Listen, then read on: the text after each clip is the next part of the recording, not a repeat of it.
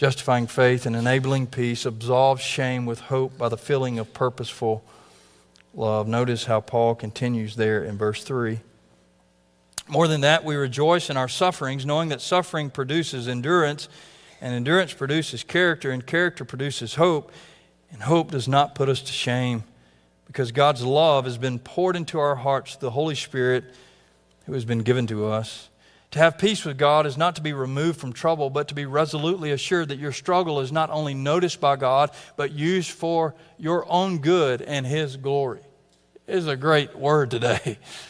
That when struggle and suffering comes on behalf of being connected and reconciled to God, when by virtue of our relationship with God, there is hostility in the world and suffering that is brought into our life by whatever means possible, we can be rest assured that God is at work, restoring us to Himself, reconciling us to the understanding that everything that happens in our life is for a purpose and for our own good, even if it doesn't feel good or seem good or could be understood as good.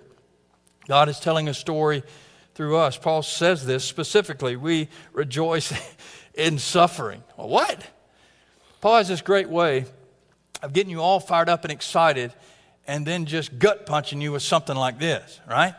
It's like we've been justified by faith through the grace in which we stand. Oh, and by the way, we rejoice in our suffering. Like, well, I was with you on the justification part, but this rejoicing in suffering part, I don't know, what are you talking about now? Can we just not write that, right? This is the beauty of God's work in our story, though.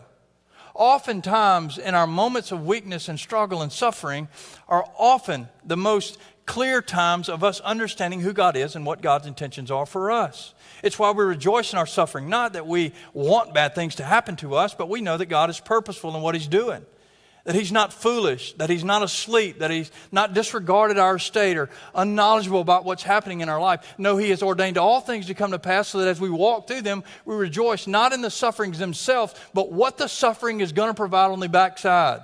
This sense of perseverance that God never leaves us or forsakes us. This sense of the glory that is eternal being revealed to us in history through the person of Christ is a glory that will be shared with us. It is our hope, the hope of glory that sustains us in those moments of suffering.